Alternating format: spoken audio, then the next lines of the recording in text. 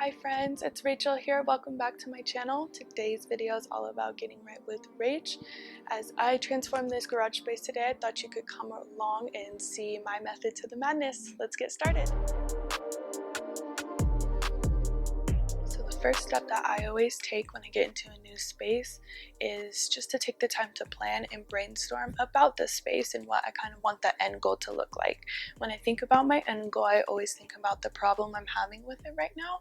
So sometimes the problem is things are just too cluttery. I want things to have their own home and their own space, or other times it's that I want things to be easily accessible for me. So I want to figure out an efficient way to store things so I can easily grab them. So questions like that I often ask. Also, during the planning step is when I like to think about how I want to store things and what kind of containers I might need.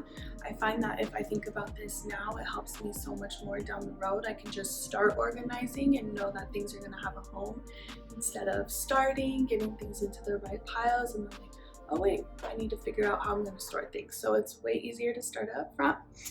For this space, we have some empty tubs that have already been used, some cardboard boxes. I am not opposed to using cardboard boxes if you have them to store things. I know that I don't always have the money to be buying all these storage tubs, so I'm not opposed to it. Just use what works for you.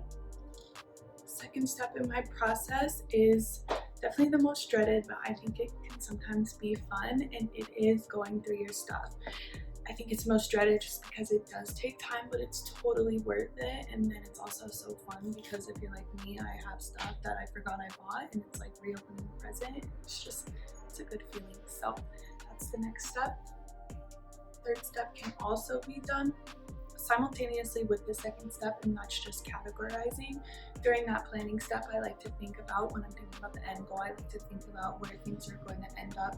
So I know over here in this little workbench area, I'm going to put all the tools, anything for your car, things like that, just in the workspace over there. Up here, I know that is going to be lighter boxed items and things that this person might not need every day. So I like to think about that, and then when I'm categorizing, if I'm going through something like, oh, that belongs over with the tools, I can go place it over there.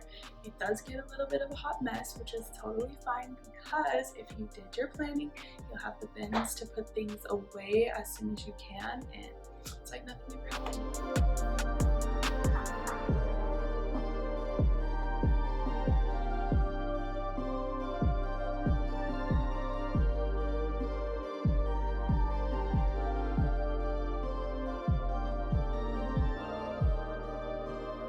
While I'm doing steps 2 and 3, I also always include a donation pile and obviously a trash pile.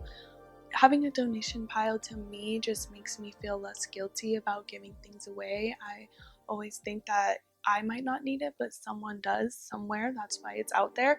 So having that donation pile and seeing it grow makes me feel better about parting with things and decluttering, because someone else will find it useful. So.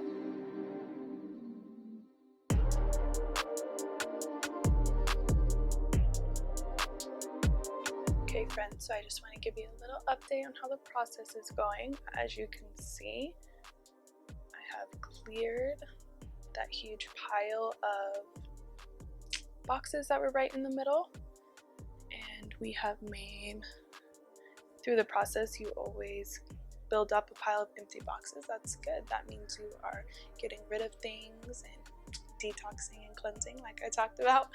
This is my trash pile, and then this is donation so far.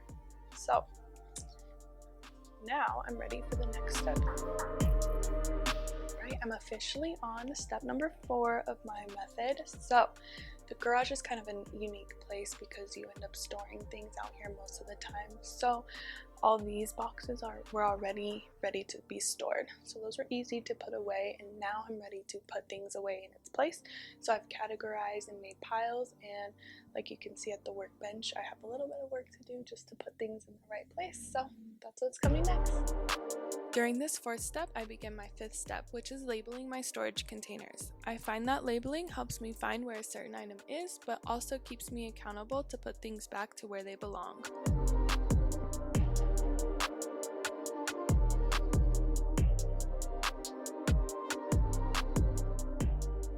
Okay, friends, we have made it to the end result today. Thanks for tagging along with me. I hope watching this video has inspired you to get your space right. It's only 5 steps to feeling less cluttered and cleansed. If you feel inspired but need some help, I'm definitely your girl. I would love for this to be your space next. To book your appointment, you can head over to my website or message me on Instagram or Facebook. The links are in the description down below. Go ahead and subscribe to my channel to catch some more of my transformations that I'll be sharing with y'all. Can't wait to see y'all next time.